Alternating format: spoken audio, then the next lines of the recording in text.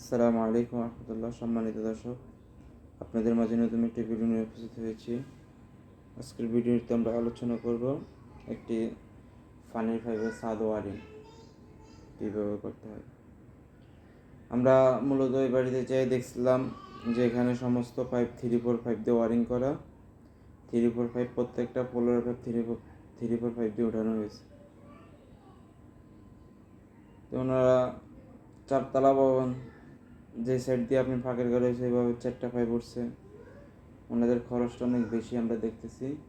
এখানে ওনাদের সাথে পরামর্শ করি আমরা 3-4 পাইপ চেঞ্জ করে আমরা 6 ইঞ্চি পাইপ দিয়ে একবারে নিচতলা থেকে উপর পর্যন্ত 5তলা পর্যন্ত আমরা 6 ইঞ্চি লাইন উঠেছি। এভাবে ওনাদের খরচটা খুব কম আসছে, খরচটা বাইসা গেছে। আসলে ইনশাল্লাহ আমরা খুব দক্ষতার সহিত কাজটা করা হয়েছে এবং কাজের ফিনিশিংটা খুব সুন্দর দেওয়ার চেষ্টা করছি। ইনশাল্লাহ যতটুকু পারছি দিয়েছি। আসলে আমাদের কাজটি আপনাদের কাছে কেমন লাগলো দর্শক অবশ্যই আমাদেরকে জানাবেন, এবং এরকম সুন্দর সুন্দর ভিডিও নিয়ে আপনাদের মাঝে উপস্থিত হইতে পারি।